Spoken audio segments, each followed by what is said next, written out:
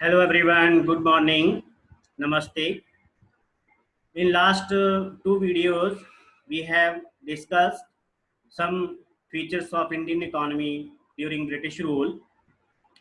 Today, we will discuss some more features of Indian economy before independence.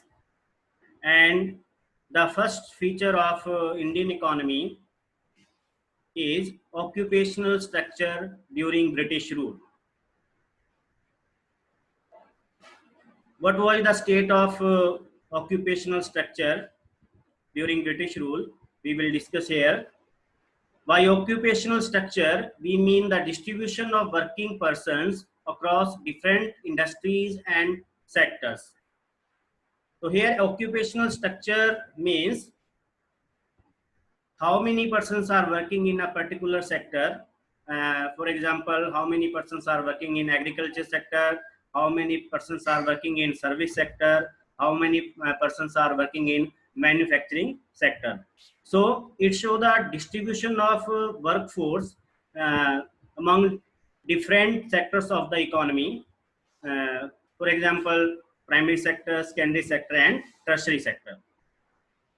During the colonial period, the occupational structure of India showed little sign of change. So, during the British rule, there was no heavy changes in the occupational structure, only there was a little change. If we want to see the distribution of workforce, so here is the first point. The largest share of workforce 70 to 75% was in the agriculture sector. It means 3/4 of our population was depending on agriculture sector. They earn from agriculture sector, and rest of the population was depending on secondary and tertiary sector. The manufacturing sector accounted for 10% and the service sector 15 to 20% respectively. So it showed that the agriculture was the main occupation during British rule, and it also shows that the secondary sector, it means manufacturing sector, the workforce was only 10%, which show that less development of manufacturing sector due to the lack of capital with India and interest not taken by the British to develop the industries in India. The service sector was also lagging behind. It was only 15 to 20%. So we can say most of our people are depending on agriculture. They grow crops on their farms for their self-consumption and other their family needs. Now, regional disparities were also an important feature. तो यहाँ पे ये भी ध्यान रखना है कि ऐसा नहीं है कि 75% जो पॉपुलेशन पे डिपेंडेंसी है वो सारे स्टेट्स में ऐसी थी.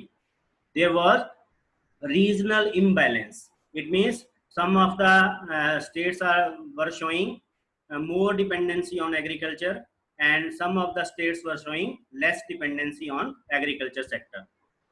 So there was a decline in the dependency of the workforce on the agriculture sector in parts of Madras Presidency.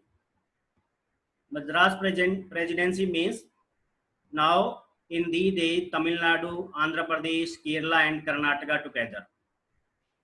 Okay, तो उस समय जो तमिलनाडु, आंध्र प्रदेश, केरला, कर्नाटका, इसके अलावा महाराष्ट्र और वेस्ट बंगाल जो स्टेट्स थे उनमें एग्रीकल्चर सेक्टर पे डिपेंडेंसी है वो धीरे धीरे कम हुई. ये लिटिल चेंज है वो उस समय देखने को मिला कि ये जो स्टेट्स थे इनमें क्या हुआ कि जो एग्रीकल्चर सेक्टर पे वर्कफोर्स का डिपेंडेंसी है वो कम हुआ.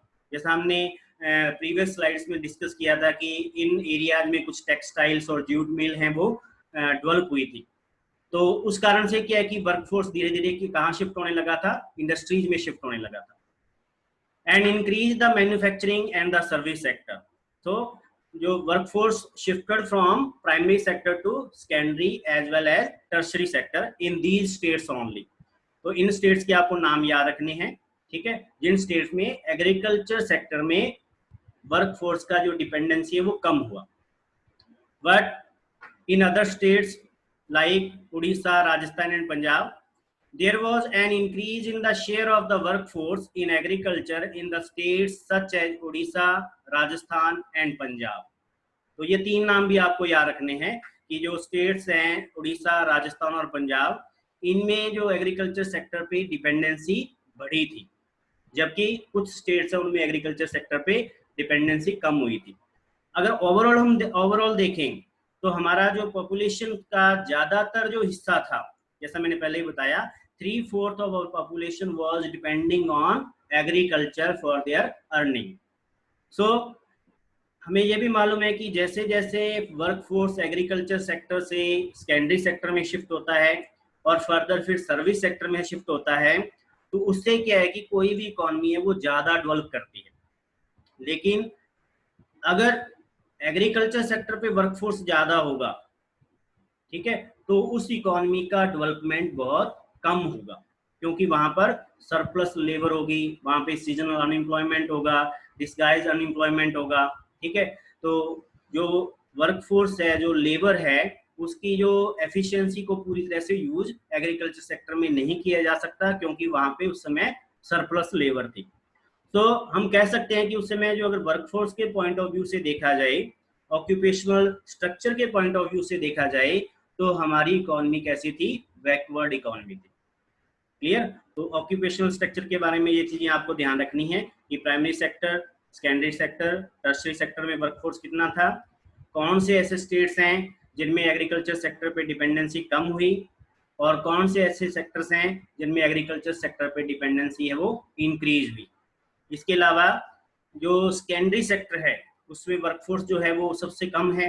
उसका रीजन जैसा मैंने बता दिया कि दो रीजन है, lack of capital with India और दूसरा interest not taken by the British to develop industries in India। Now the next point is infrastructure। Infrastructure means basic facilities in the economy like roads, railways, ports, water transport, post and telegraph। तो अगर infrastructure के point of view से देखा जाए तो there was a positive contribution by the colonial government in the development of infrastructure। They develop roads, railways, ports, water transport, post and telegraph in India। But this development was not to provide basic amenity to the people of the country, but to subserve the colonial interest। तो यहाँ पे ये बात ध्यान रखनी है कि उस समय ये डेवलपमेंट तो हुआ था, रोड्स भी उसमें बनी, रेलवे भी हमें मालूम है कि उसी ब्रिटिश रूल में ही शुरू हुआ था, पोर्ट्स बहुत सारे बने, वाटर ट्रांसपोर्ट है वो इम्प्रूव हुआ, पोस्ट एंड टेलीग्राफ का इन्वेंशन भी उस समय ही इंडिया में हुआ था, शुरू हुआ था इंडिया में post and telegraph British rule में। लेकिन यहाँ पर जो ब्रिटिश गवर्नमेंट है उनका जो मेन मोटिव ये नहीं था कि इंडिया को डेवलप करने के लिए यहाँ पे रोड्स बनाए जाएं, रेलवे ट्रैक्स बिछाए जाएं, ठीक है। उनका मेन मोटिव क्या था? उनके खुद की गवर्नमेंट के इंटरेस्ट को पूरा करना। तो ये जो सारे डेवलपमेंट हुए थे वो किस लिए हुए थे वो हम यहाँ देखेंगे। The roads were built for mobilising the army within India and for drawing out raw materials from the countryside to the nearest railway station or the port to send these to England or other foreign lands। ठीक है, तो roads का जो development क्यों किया था? they want to move their army, ठीक है, they want to move their army from one place to another place in India। they also wanted to collect raw material from countryside, from different places of the country, so that this raw material can be sent to railway stations and to the ports, and further it can be sent to the England, ठीक है, for industries of England। ठीक है, तो roads का जो development हुआ था वो किस लिए हुआ था? आर्मी को मोबाइलाइज करने के लिए और रॉ मटेरियल है वो कलेक्ट करने के लिए। तो ये दोनों पॉइंट आपको ध्यान रखने हैं, ठीक है। Now the railway helped in commercialisation of Indian agriculture which adversely affected the comparative self-sufficiency of the village economies in India।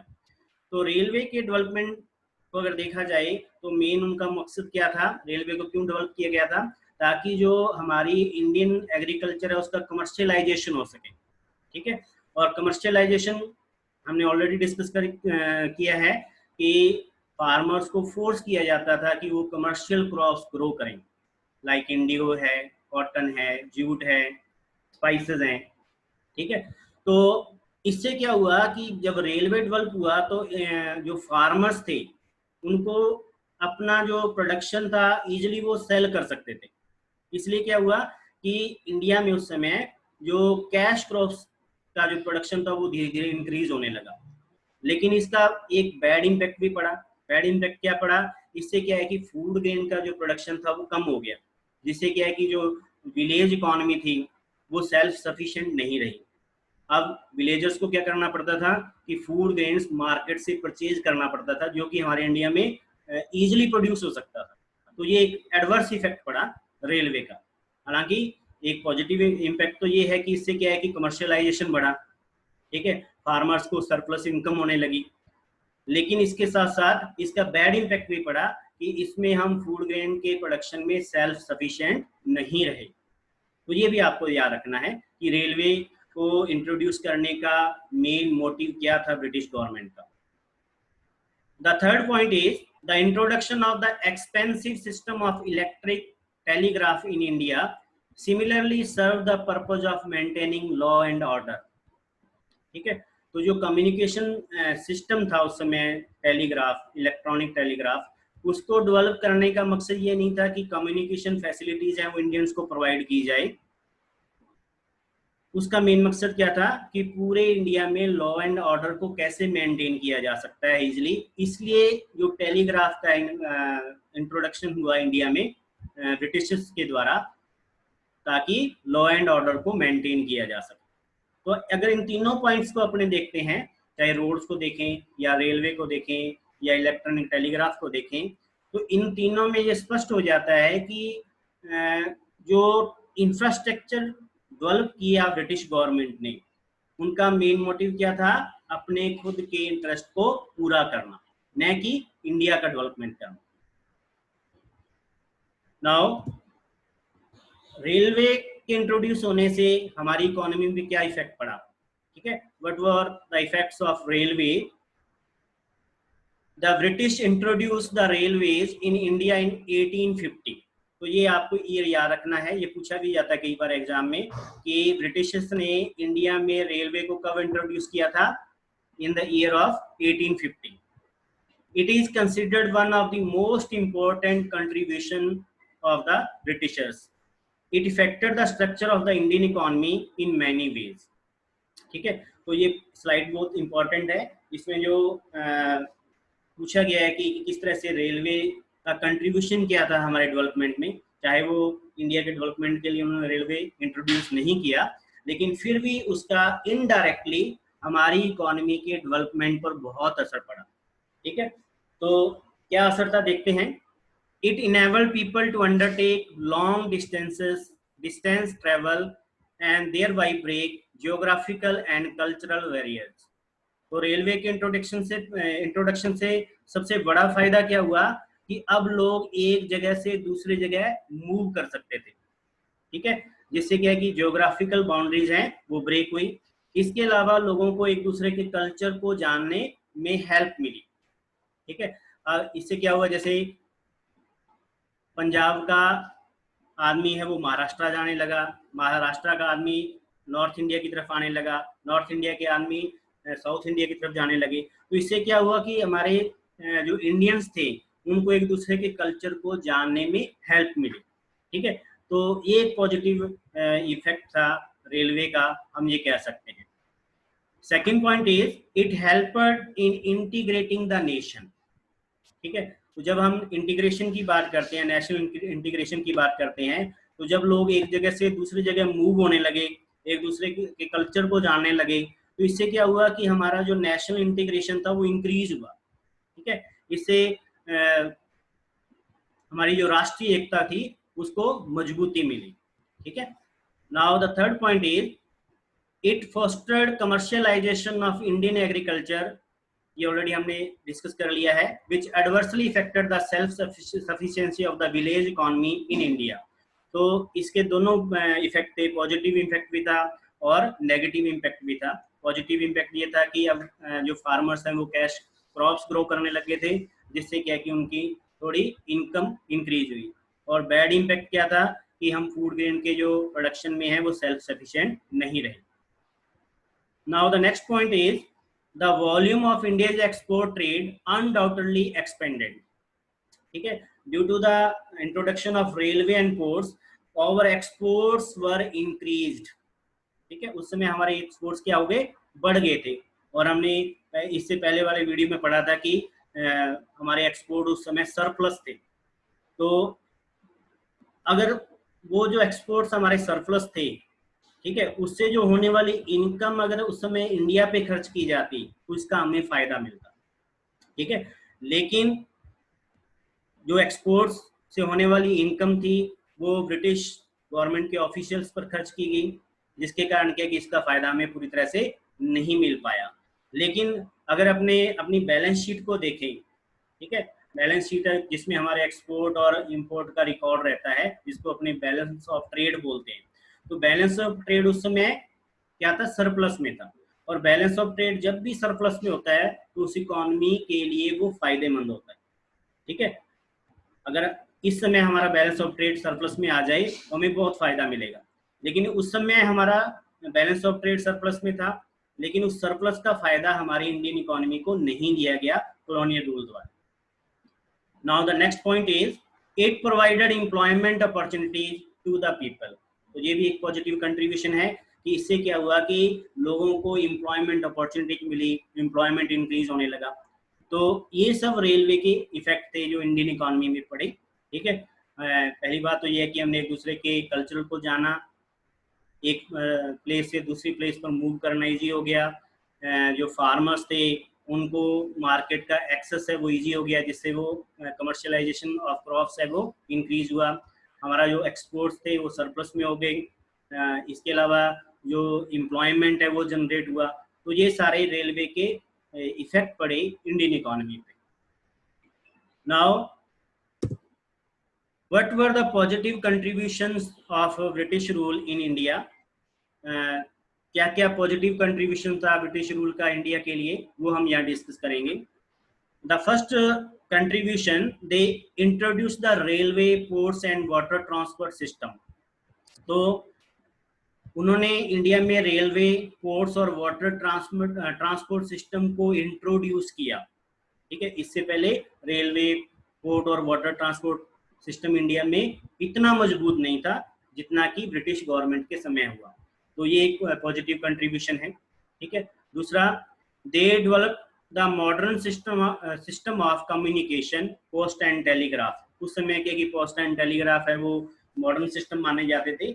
आजकल तो क्या है कि अभी मोबाइल फोन्स हैं और इंटरनेट वगैरह आ गया है, तो अब हम इनको मॉडर्न सिस्टम के नाम से नहीं जानेंगे। उस समय के लिए ये मॉडर्न थे। तो उन्होंने क्या किया, पोस्ट एंड टेलीग्राफ को इंट्रोड्यूस किया इंडिया में।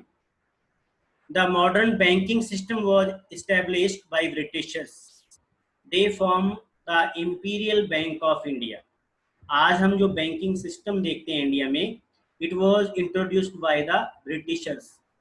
The Imperial Bank of India was the central bank of India at that time. ठीक है, further in 1935 Reserve Bank of India started working as Central Bank of India, but before Reserve Bank of India, Imperial Bank of India was the Central Bank of India. Till the establishment of Reserve Bank of India in 1935, the Imperial Bank served as the government's banker and also managed its public debt. तो जो central bank के government के लिए काम होते हैं, जो हमने बैंकिंग वाले चैप्टर में डिस्कस किए थे कि सेंट्रल बैंक क्या करता है, गवर्नमेंट के बैंक के रूप में काम करता है।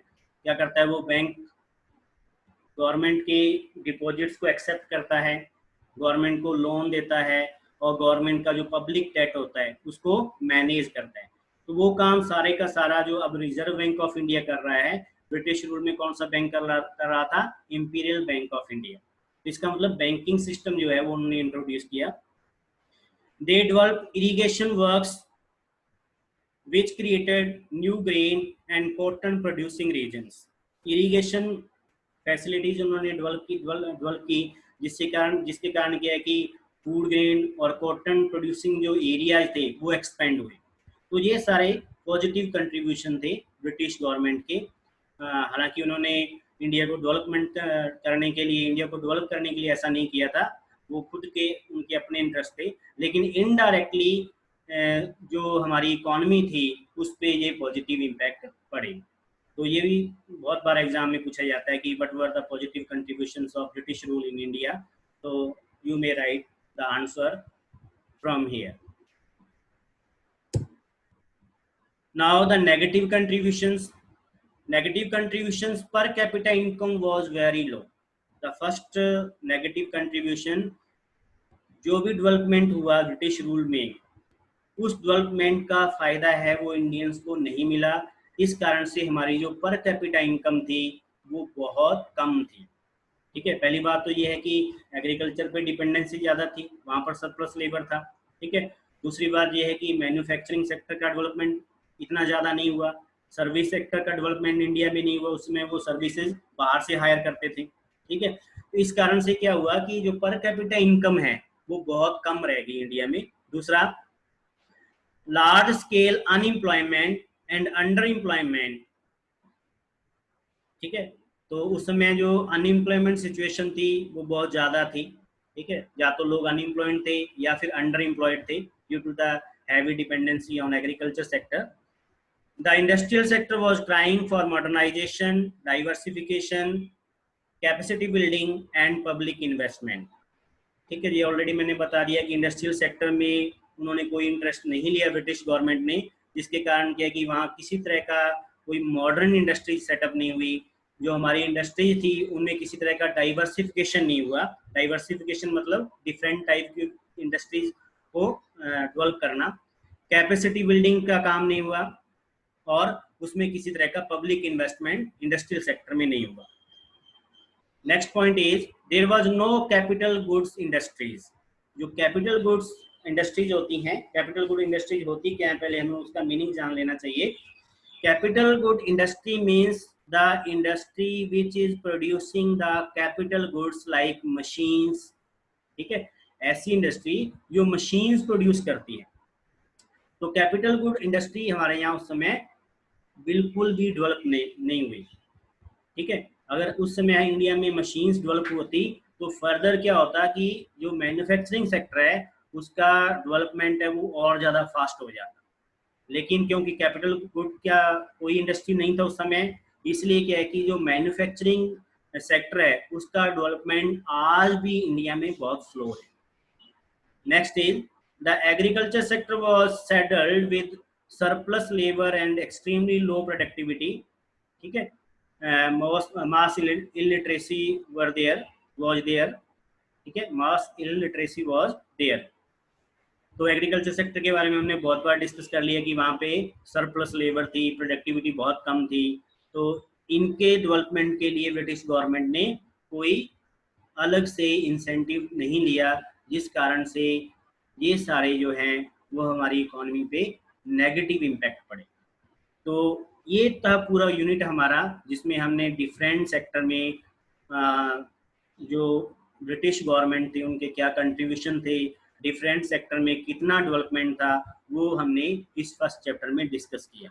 तो डिस्कस करने के बाद अगर अपने कंक्लूजन पे आए, ठीक है, तो क्या कंक्लूजन निकलता है? अगर हमें सिर्फ और सिर्फ एक लाइन में आंसर देना हो कि हमारी इकोनॉमी उस समय कैसी थी, तो हम ये आंसर दे सकते हैं। After finishing the chapter, we come to know that the social and economic challenges before the country were enormous।